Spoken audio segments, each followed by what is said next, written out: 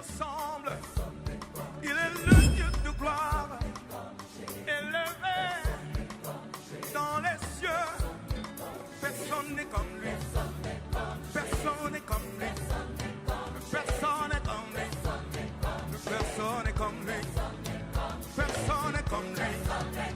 Personne n'est comme lui. Personne n'est comme lui. Voici, il vient. Au son de la trompette, chevauchant les nuées, brillant comme le soleil. Élève la voix, comme c'est le jubilé. Radio Sion, dansez. Voici,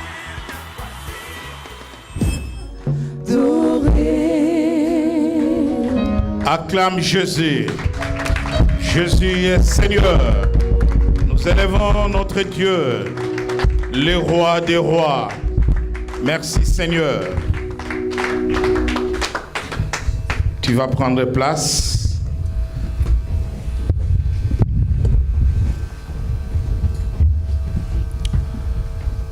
Nous poursuivons notre enseignement sur le mystère de la nuit. Nous avons dans un premier moment parlé de terreur de la nuit.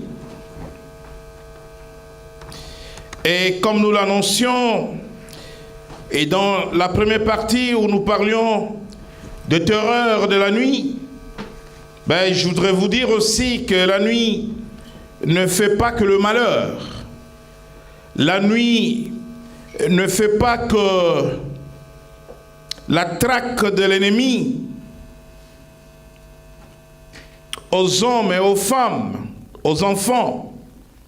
Mais la nuit, parce que c'est Dieu qui a fait la nuit. Dieu a fait la nuit, comme nous l'avions dit dans les livres de Genèse, aussi pour le bonheur de l'homme, pour le repos de l'homme. Lorsque l'homme a travaillé le jour, il faut un temps de repos pour que les cellules du corps se reposent, se reproduisent et que l'homme trouve un équilibre. Les énergies se renouvellent la nuit. Et quand bien même que notre ennemi, Satan, le diable, a trouvé ce temps de repos de l'homme, ce temps de sommeil de l'homme, les temps qu'il a bien voulu, lui, n'est-ce pas, aller porter atteinte par des attaques nocturnes via le tyran de la nuit, perturber et déranger l'homme.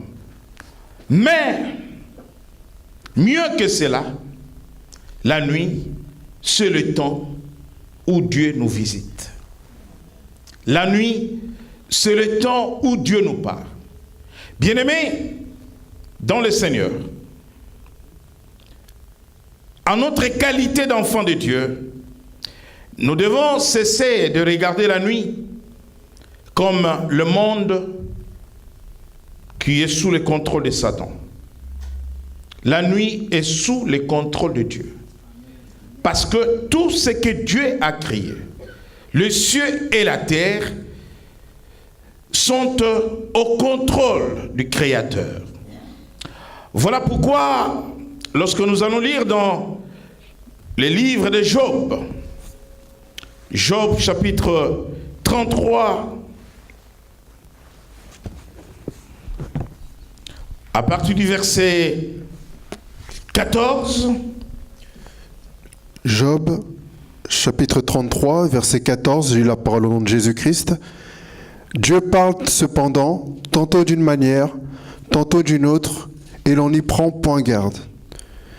Il parle par des songes, par des visions nocturnes, quand les hommes sont livrés à un profond sommeil, quand ils sont endormis sur leur couche. Merci.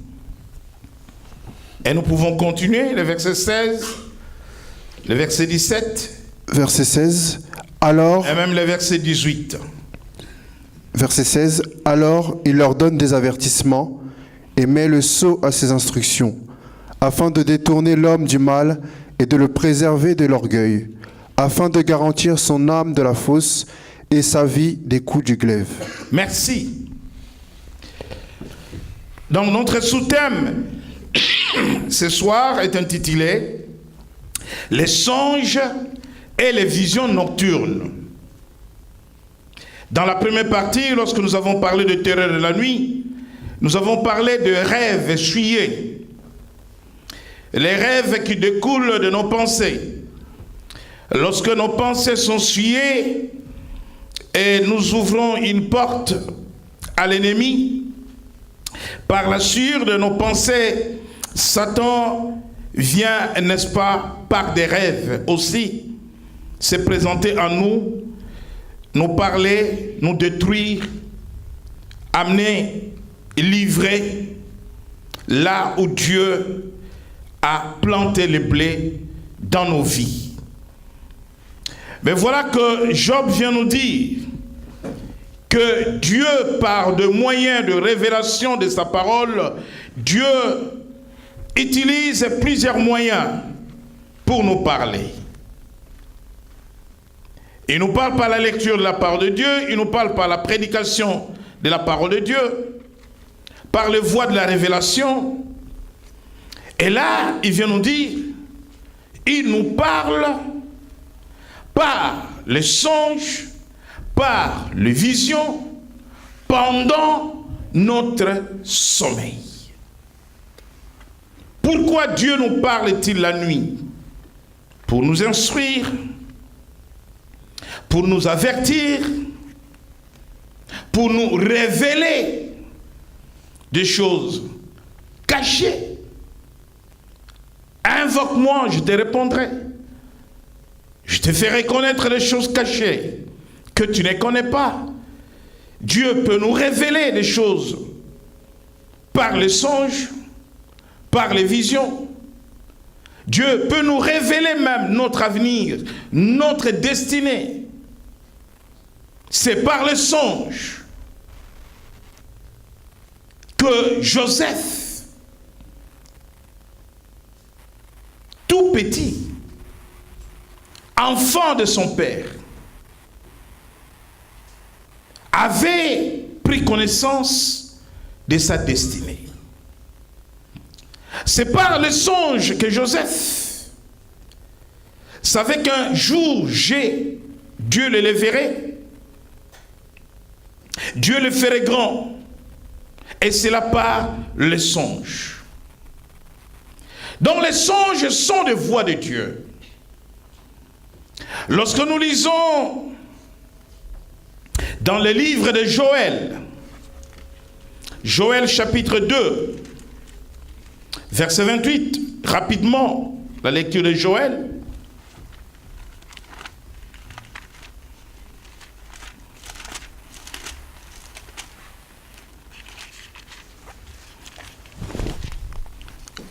Joël, chapitre 2, verset 28, j'ai là pour le nom de Jésus-Christ. Après cela, je répandrai mon esprit sur toute chair, vos fils et vos filles prophétiseront, vos vieillards auront des songes et vos jeunes gens des visions. Amen. Donc la nuit, le Saint-Esprit est à l'œuvre. Parce que les visions et les songes sont les moyens du Saint-Esprit. Dieu dit,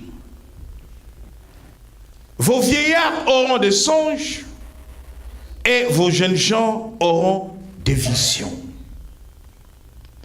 Et la nuit, c'est aussi le temps, lorsque nous savons que les songes est une réalité biblique, Dieu l'utilise pour nous préparer à des tâches particulières, pour nous annoncer des choses qui doivent arriver.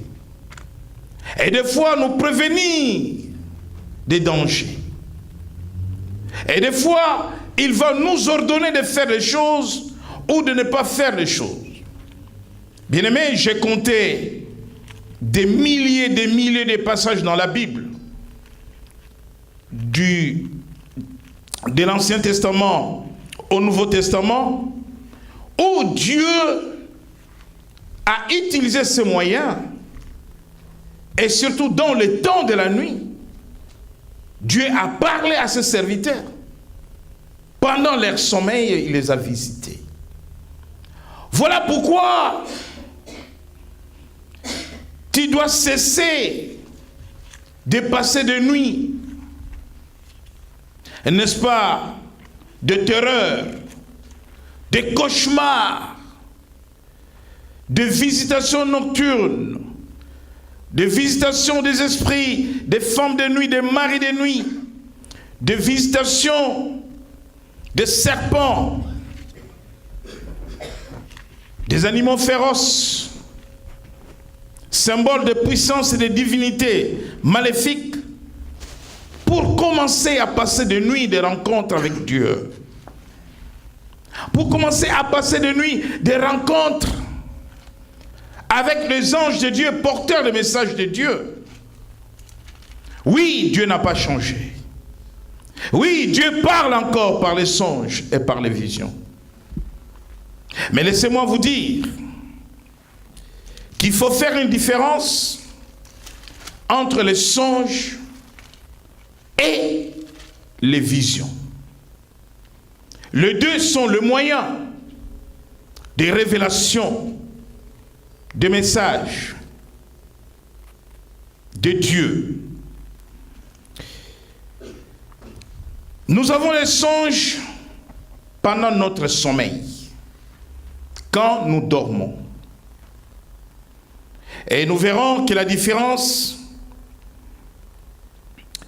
entre les songes et les visions, vous ne pouvez pas avoir des songes sans dormir.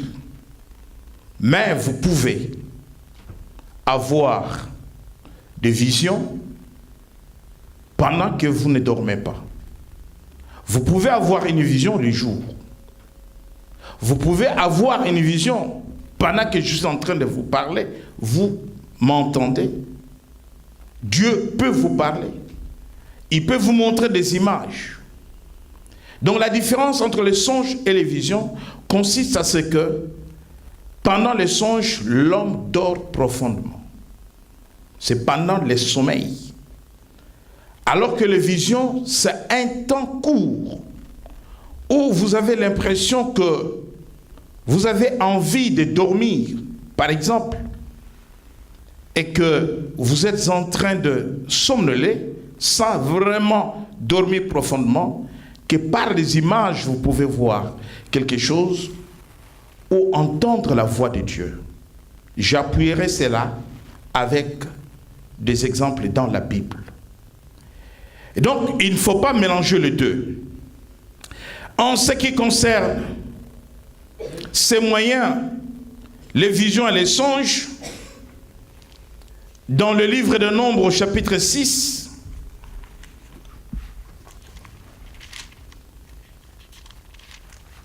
Dieu parle à Aaron. Et là, nous comprendrons que ce sont les moyens que Dieu utilise, qu'il a toujours utilisés. Nombre chapitre 12, verset 6. Nombre chapitre 12, verset 6, je lis la parole au nom de Jésus. Et il dit, écoutez bien mes paroles. Lorsqu'il y aura parmi vous un prophète, c'est dans une vision que moi l'Éternel, je me révélerai à lui, c'est dans un songe que je lui parlerai. Et donc Dieu dit qu'il parle à ses prophètes par les visions, mais aussi par les songes. Parce que nous parlons des visions et des songes. Nous verrons que Dieu a parlé à Salomon par les songes. Nous lisons dans le livre de 1 Roi, au chapitre 3, 1 Roi chapitre 3, verset 5. 1 Roi, chapitre 3, verset 5. Je lis la parole au nom de Jésus-Christ. À Gabaon, l'Éternel apparut en songe à Salomon pendant la nuit, Et Dieu lui dit, demande ce que tu veux que je te donne. 1 Roi 3, 5, Dieu apparut à Salomon pendant la nuit. Cela veut dire pendant qu'il dormait. Et Dieu lui dit, demande ce que tu veux et je te donnerai. Ou je te donne. Nous lisons encore dans 1 Roi au chapitre 9, cette fois-ci.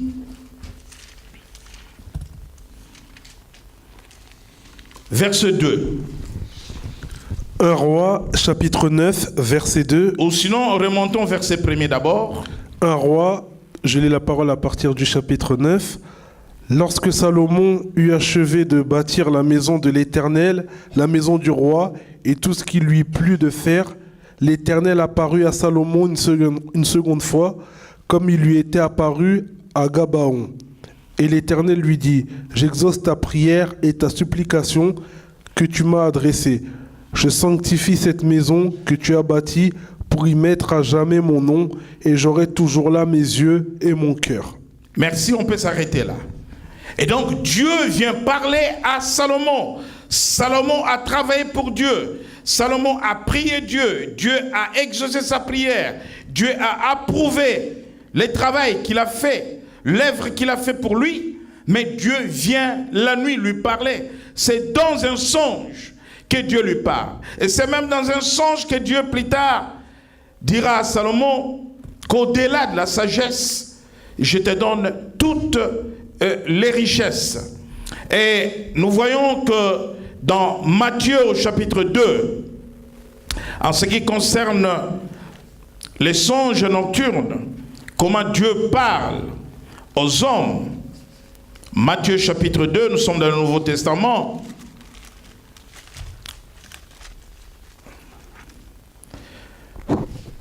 À partir du verset 13. Matthieu chapitre 2, verset 13, je lis la parole au nom de Jésus-Christ. Lorsqu'ils furent partis, voici un ange du Seigneur apparut en songe à Joseph et dit, lève-toi, prends le petit enfant et sa mère, fuis en Égypte et restez-y jusqu'à ce que je te parle. Car Hérode cherchera le petit enfant pour le faire périr. Lorsqu'ils firent partir, voici un ange du Seigneur apparut en songe à Joseph, l'époux de Marie. Parce que nous savons que Hérode voulait faire tuer l'enfant Jésus. Et Dieu nous parle en songe.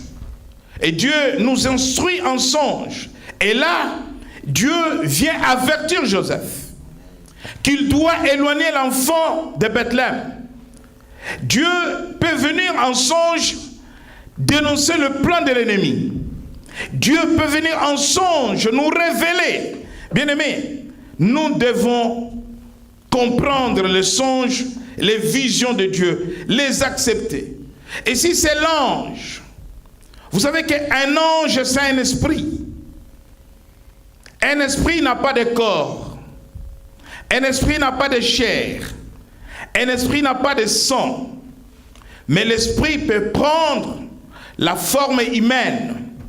Et vous voyez que tout au long de l'histoire de l'humanité, les anges vont prendre la forme humaine pour apporter des messages de Dieu aux hommes.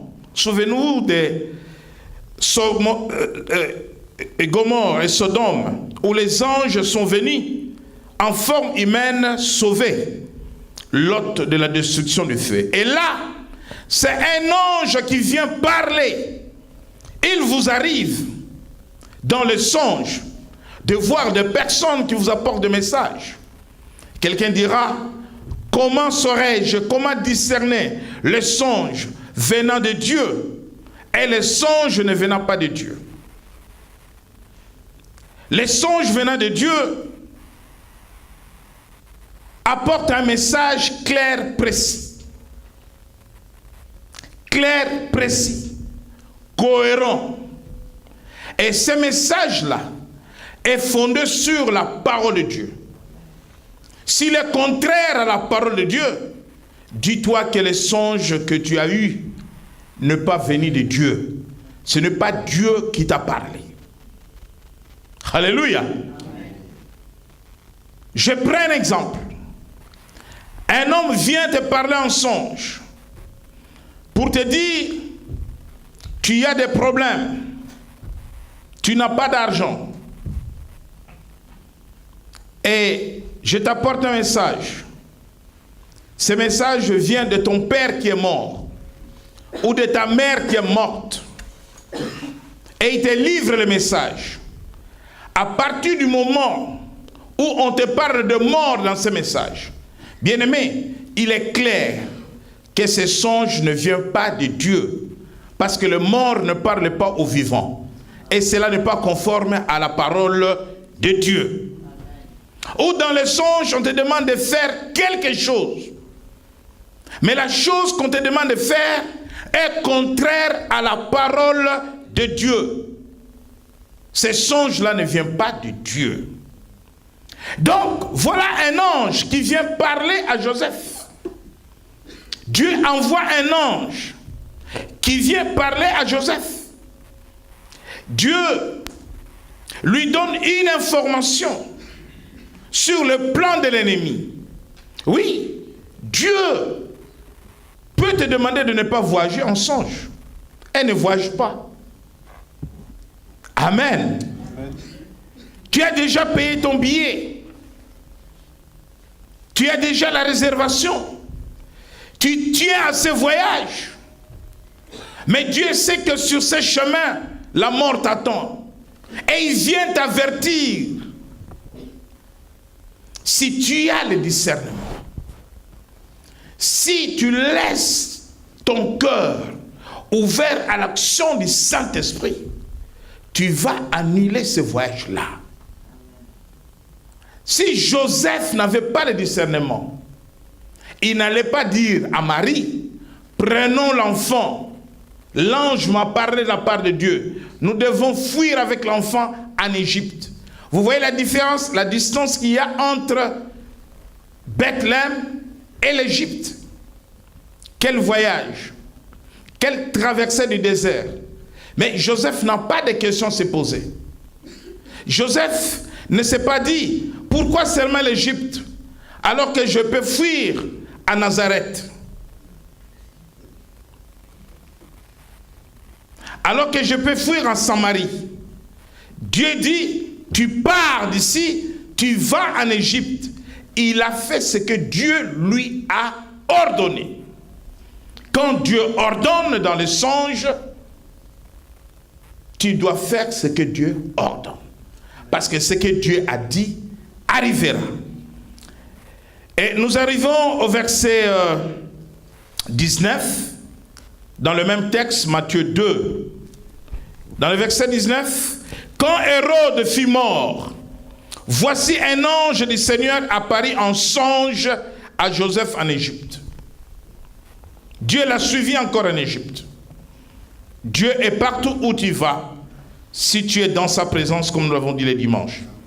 Et dit, lève-toi, prends le petit enfant et sa mère, et va dans le pays d'Israël, car ceux qui en voulaient à la vie du petit sont morts. Donc Dieu ordonne encore à Joseph de retourner dans le pays d'Israël, car Hérode qui en voulait à l'enfant est mort. Donc, la nuit, Dieu peut nous réveiller par un songe pour que nous intercédions pour une situation. Dieu peut nous montrer, un jour, Dieu m'a montré dans un songe la nuit une situation que j'ignorais, mais que seule la personne concernée savait. Dieu m'a montré un collègue de travail. Il était debout. Et à côté de lui, un grand cercueil. Un collègue de travail. Il n'était pas chrétien.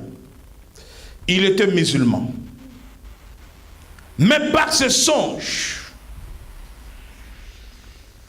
il a crié au Dieu que je sers. Parce que ce qui était un secret pour lui, Dieu est venu la nuit le révéler à son serviteur. Je me suis réveillé le matin. Effectivement, il ne venait plus au travail. Personne ne le voyait. Je pris son téléphone, je l'ai appelé. J'ai dit, j'ai un message pour toi, venant de la part de Dieu. Je dois te voir pour te parler. Je pris rendez-vous.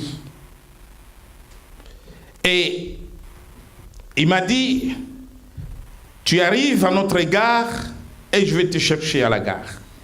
Je suis arrivé à sa gare, je l'ai appelé, je lui ai dit que je suis à la gare. Et il est venu à la gare, nous nous sommes retirés dans un McDonald's.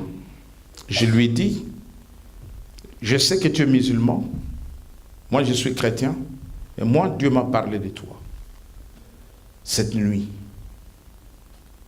Voilà dans quelle position tu étais et Dieu m'a montré.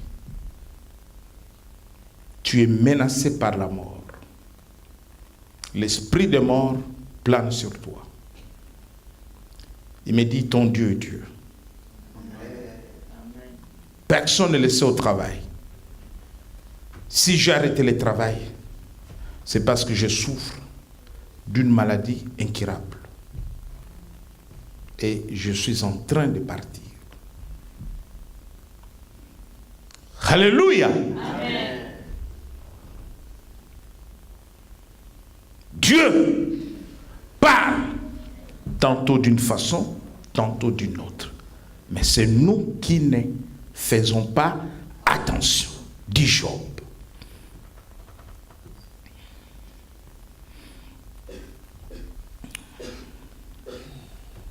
J'ai eu des problèmes avec une femme. Parce qu'un jour, j'ai apparu dans un songe à son mari. À 3 heures du matin.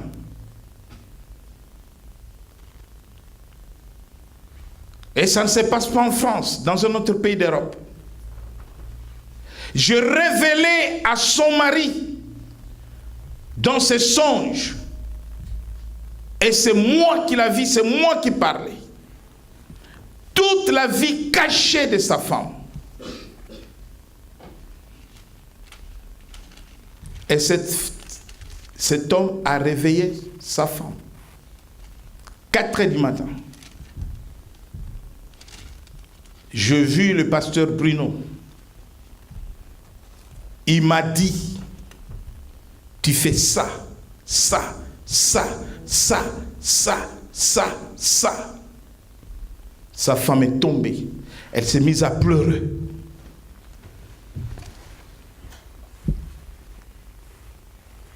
Oui, mon mari, c'est vrai. Tout ce qu'il t'a dit, c'est vrai. En voici le preuve. Quand Dieu parle dans les songes, Dieu peut aller révéler des choses cachées, inimaginables.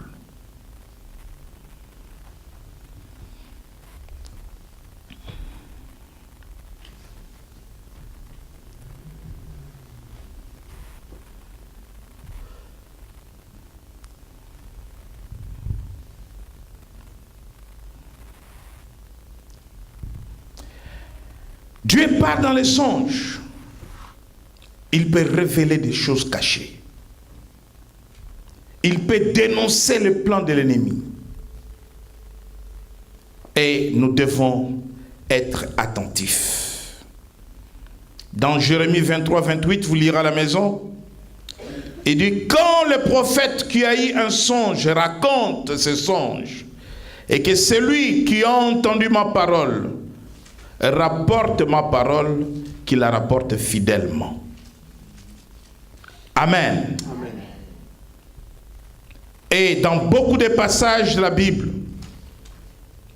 dans le Nouveau Testament, Dieu vient encore parler dans des songes à ses serviteurs et à ses enfants. Mais nous avions dit que les songes ne sont pas des visions.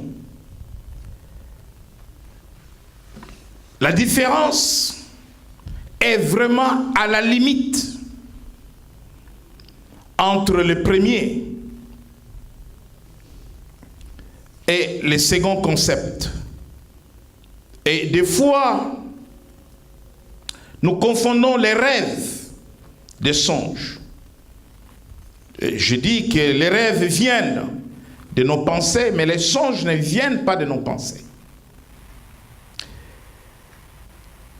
En ce qui concerne les visions, nous lisons dans Genèse au chapitre 15 comment Dieu parla à Abraham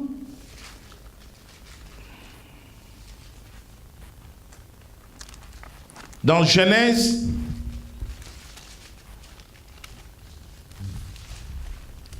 Genèse 15, rapidement, premier verset. Genèse chapitre 15, je lis la parole au nom de Jésus. Après ces événements, la parole de l'Éternel fut adressée à Abraham dans une vision. Et il dit, Abraham, ne crains point, je suis ton bouclier et ta récompense sera très grande. Abraham répondit, Seigneur éternel, que me donneras-tu? Merci, juste le verset premier. Et donc Dieu parle à Abraham dans une vision de ce qu'il recevra comme récompense et de ce qu'il sera. Et c'est là où Dieu va lui révéler qu'Élisée ne sera pas son héritier, mais son héritier sortira de ses entraves. Et au chapitre 18, l'Éternel lui apparut parmi les chênes de Mamré, comme il était assis à l'entrée de sa tente. Je vous ai dit que les songes, c'est quand nous dormons, mais les visions, même le jour, ou quand nous sommes en éveil. Voyez-vous, à l'entrée de sa tente, pendant la chaleur du jour,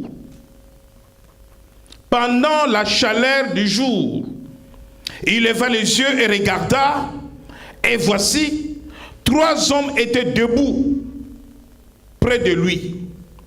Quand il les vit, il courut au-devant d'eux depuis l'entrée de sa tente et se prosterna en terre. Dieu a annoncé dans la vision, il a apparu à Abraham, et Abraham avait l'impression de s'endormir, mais pendant la chaleur du jour, quand il a ouvert les yeux, il a vu 3 hommes, les anges de Dieu, qui sont venus lui apporter la promesse. Et nous voyons dans le livre de Daniel, Daniel chapitre 10, en ce qui concerne les visions, Daniel 10, versets 7 à 11. Daniel, chapitre 10, versets 7 à 11. Je lis la parole au nom de Jésus-Christ. Moi, Daniel, je vis seul la vision. Et les hommes qui étaient avec moi ne la virent point, mais ils furent saisis d'une grande frayeur et ils prirent la fuite pour se cacher. Voilà. Donc là, il n'est pas sur son lit, parce qu'il parle des hommes autour de lui. Voyez-vous la différence entre la vision et les songes? Amen. Merci mon frère. Et donc il dit, moi, Daniel, je vis seul la vision, et les hommes qui étaient avec moi ne la virent point, mais ils furent saisis. C'est comme Paul sur les chemins de Damas. Il a vu seul Christ. Seul Paul avait vu la lumière. Ceux qui étaient autour de Paul ont vu seulement Paul tomber. Donc, une personne dans l'assemblée peut voir seule la vision, alors que nous sommes tous en train d'adorer Dieu. Ou nous sommes tous en train de louer Dieu. Et Daniel il dit, seul, c'est-à-dire qu'il n'est pas en train de dormir. Donc une vision, c'est quelque chose que Dieu peut te faire voir pendant ton éveil. Et quand nous lisons dans Exode au chapitre 3, Exode chapitre 3, s'agissant de Moïse, quand Dieu est apparu à Moïse, là c'était dans une vision, ce n'était pas dans un songe. Vous voyez toutes les différences entre les songes et les visions, parce que souvent cela prête à confusion. Dans Exode 3, lisons Exode 3, chapitre 1 à 3. Exode chapitre 3, versets 1 à 3. Je lis la parole au nom de Jésus. Moïse faisait paître le troupeau de Jéthro, son beau-père, sacrificateur de Madian. Et il mena le troupeau derrière le désert et vint à la montagne de Dieu à Horeb. L'ange de l'Éternel lui apparut dans une flamme de feu au milieu d'un buisson. Moïse regarda et voici le buisson était tout en feu et le buisson ne se consumait point. Moïse dit, je veux me détourner pour voir quelle est cette grande vision et pourquoi le buisson ne se consume point. L'Éternel vit qu'il se détournait pour voir et Dieu l'appela du milieu du buisson et dit, Moïse, Moïse. Et il répondit, me voici. Merci, on peut s'arrêter là. Et tout simplement pour vous montrer la différence entre les songes et les visions. Est-ce que Moïse est en train de dormir? Non. Tu peux avoir une vision dans le métro. Ce n'est pas seulement dans l'église. Même dans le bus. Tu peux voir un démon dans une vision. Dieu peut te montrer que la personne qui est en face de toi, c'est un démon. Amen. Et donc là, Moïse n'est pas en train de prier. Dieu ne nous parle pas seulement quand nous prions. Autre chose à retenir. Moïse n'est pas en train de prier. Même à ton travail, devant ton ordinateur, tu peux avoir une vision. Moïse est en train de travailler. Même dans la cuisine, tu fais à manger, tu peux avoir une vision. Amen. Et il faut seulement être sensible à l'action du Saint-Esprit. Parce qu'il y a des choses que nous laissons passer tous les jours, parce que nous ne sommes pas sensibles. Parce que nous ne sommes pas dans le spirituel. Nous sommes trop dans le matériel, excusez-moi, et nous sommes trop dans le naturel, et nous sommes trop dans le matériel. Ces choses-là, ce sont des choses spirituelles. Si tu as une vie de prière, si tu es connecté au Saint-Esprit de Dieu, si tu marches dans sa présence, comme nous avons vu le dimanche, ce sont des choses qui sont encore d'actualité.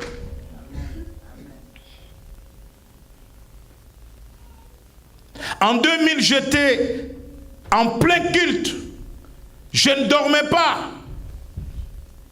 J'ai regardé au coin de la salle. Nous étions à Drancy. Je vis 2 démons. Vous ne pouvez pas imaginer lorsque les démons prennent la forme humaine. Comment ils sont dégueulasses et sales. Je ne vais pas décrire.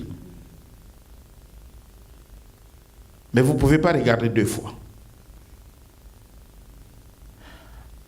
Tout simplement, Dieu m'a montré que voilà, il y a des esprits que tu dois chasser de ma maison. Et donc, Dieu peut te montrer, par des images, tu peux entendre la voix de Dieu, même une voix audible. Combien entendent la voix audible de Dieu, mais sans avoir le discernement?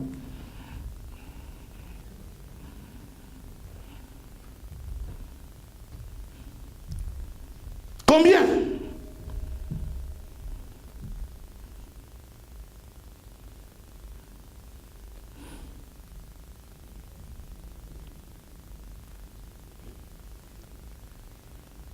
Sans avoir le discernement. Et des fois, tu te dis, non, peut-être que j'ai pété les câbles. Non, on ne pète pas les câbles avec le Saint-Esprit. Le Saint-Esprit, avec ses moyens de révélation de Dieu, nous parle. Donc, Moïse est en train de travailler. Et Dieu le visite. Dieu peut te visiter à n'importe quel moment. S'il a besoin de te parler, s'il a besoin de toi, s'il veut t'appeler. Et nous voyons dans Acte 10, Corneille reçoit une vision, un homme de bien. Acte 10, je vais lire rapidement. Acte 10. Il y avait à Césarée un homme nommé Corneille, centenier dans la cohorte dite italienne. Ici, je veux dire que Dieu se révèle en cet homme et qui n'est même pas juif. Cet homme était pieux et craignait Dieu avec toute sa maison. Il faisait beaucoup d'aumônes au peuple et il priait Dieu continuellement. Vers la 9e heure du jour, comme Moïse d'ailleurs le jour, comme Abraham le jour. Beaucoup de visions c'est le jour. Et les songes la nuit. On peut aussi la nuit avoir des visions. On peut aussi avoir un songe le jour si on dort. Il vit clairement dans une vision un ange de Dieu qui entra chez lui et qui lui dit, Corneille, les regards fixés sur lui et saisi d'effroi, il répondit, qu'est-ce que Seigneur? Et l'ange lui dit, tes prières et tes hommes sont montés devant Dieu et il s'en est souvenu. Et dans Acte 19, 16, là c'est Pierre qui voit à son tour la vision. Le lendemain, comme ils étaient en route et qu'ils s'approchèrent de la ville, Pierre montant sur le toit vers la 6e heure pour prier. Il eut faim et il voulut manger. Pendant qu'on lui préparait à manger, il tomba en extase. Et lui, c'était pendant la prière. Il vit le ciel ouvert et un objet semblable. Là, c'est la vision de Pierre. Et vous pouvez lire Acte 8, 26. C'est la vision, n'est-ce pas, de Philippe qui doit se déplacer pour aller vers l'eunuque éthiopien. Et l'histoire, nous en savons quelque chose pour les candidats au baptême. Dieu se révèle aussi à des incroyants. Dans la Bible, Dieu s'est révélé à des personnes qui n'étaient pas croyants. Dieu peut se révéler à des personnes qui ne sont pas chrétiens. Mais s'il se révèle à ces personnes-là, et que ces personnes-là viennent avec un message de Dieu, peut-être que nous allons les rejeter, parce qu'ils ne sont pas chrétiens. Mais c'est faux. La Bible dit qu'il faut éprouver les esprits. Il faut d'abord les écouter. Un païen qui vous dit, je vis Dieu. Ah, tu as vu Dieu? Ou un ange de Dieu venu me parler, ou je rêvais un homme vêtu en blanc. Souvent, ce sont des choses qui arrivent. Quel est le contenu du message? Il faut discerner. Je dis que Dieu parle de manière claire, précise, cohérente. Et si c'est un message de Dieu, il doit être conforme à la parole de Dieu. Daniel n'a pas rejeté les songes de Nebuchadnezzar. Il l'a interprété. Et ce que Nebuchadnezzar a vu dans ses songes est arrivé. Joseph n'a pas rejeté les songes de Pharaon. Il l'a interprété. Et ce que Pharaon a vu dans ses songes est arrivé. 7 années d'abondance en Égypte et 7 années de 17. C'est l'interprétation de Joseph. Le problème, c'est d'interpréter, ce n'est pas de rejeter ipso facto, parce que qui es-tu pour que Dieu te parle? Qui était Pharaon pour que Dieu lui parle? Pharaon était l'ennemi de Dieu. Et Dieu lui a parlé. Et Nabuchodonosor était Dieu en Babylonie. En Égypte, Pharaon était Dieu. Pourquoi Dieu se révèle à des personnages comme ceux-là? C'est pour leur montrer qu'il est au-dessus d'eux. Qu'il est le créateur. Et Nabuchodonosor a dit à Daniel, ton Dieu que tu sers avec persévérance. Et Nabuchodonosor a proclamé en Babylonie, seul le Dieu de Daniel est le véritable Dieu. Amen. Dieu a utilisé un roi païen, Cyrus, pour le retour de la captivité. Nous parlerons de la captivité à la liberté. Le retour des déportés à Jérusalem. Les croyants ont reçu les instructions de Cyrus. Cyrus a parlé de la part de Dieu. Les voix de Dieu ne sont pas les voix des hommes. Écoutez d'abord, discernez d'abord, ne rejetez pas tout en bloc. Voilà pourquoi, dans Genèse chapitre 20, verset 3, Dieu est apparu à Abimelech, un roi païen. Nous n'avons pas le temps pour tout lire. Abimelech. Dans Genèse 20, rapidement, verset 3. Alors Dieu apparut en songe à Abimelech pendant la nuit et lui dit, voici, tu vas mourir à cause de la femme que tu as enlevée, car elle a un mari. Pour l'amener à la repentance et pour empêcher à ce que Abimelech touche à Sarah, la femme d'Abraham, Dieu lui a parlé en songe. Comme à Pharaon, dans Matthieu 27, 19, Dieu a parlé en songe à la femme de Pilate, parce que son mari a condamné Jésus. Et c'est la femme qui va avoir affaire avec Dieu la nuit. Et la femme va dire à Pilate, je n'ai pas dormi la nuit à cause de cet innocent, à cause de ce juste. Vous lirez à la maison, dans Matthieu 27, 19.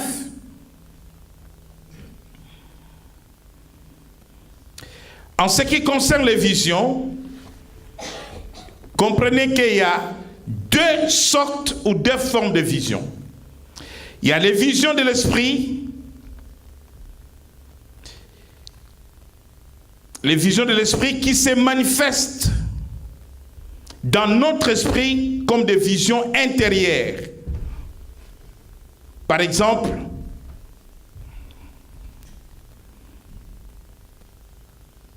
dans Ézéchiel,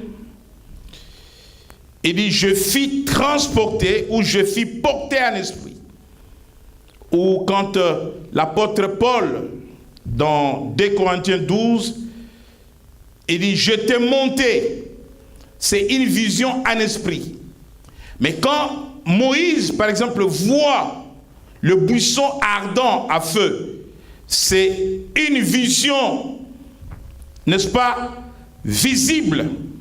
Il y a des visions visibles où vous voyez des images. Mais il y a des visions en esprit où vous ne voyez pas d'image, mais vous êtes porté en esprit pour aller quelque part. Ça peut être un voyage. Vous pouvez être porté quelque part. C'est une vision en esprit. Mais il y a des visions où en face de vous, vous voyez des images. Donc vous pouvez lire à la maison Ézéchiel 11, 24. Ézéchiel 11, 24, c'est la vision en esprit. Des visions intérieures. ou Ézéchiel chapitre 1er, verset 1er aussi. Mais les visions visibles, c'est que vous voyez à vos yeux, comme les cas de Moïse, Exode 3:2, buisson ardent, ou les cas de Pierre dans Actes 5:19. Maintenant, pour terminer, je m'arrête là parce que l'heure est avancée. Avoir des songes, avoir des visions n'est pas synonyme de comprendre cela. Avoir des songes, avoir des visions n'est pas synonyme d'interprétation. Les dons d'interprétation de songes et de visions est un don très particulier que Dieu donne à quelqu'un. Amen. Vous pouvez voir des choses avec des images, ne pas les comprendre. Vous pouvez voir un personnage ou une personne et ne pas comprendre que ce n'est pas une personne ordinaire, c'est un ange de Dieu que venu vous parler de la part de Dieu. Et cela demande du discernement. Voilà pourquoi il faut aller vers ceux qui ont un esprit supérieur à la matière. Quand vous lisez dans Daniel, au chapitre 12, chapitre 5, verset 12, la Bible dit que Daniel avait un esprit supérieur. C'est-à-dire la capacité d'interpréter les songes et de les comprendre, comme Joseph d'ailleurs.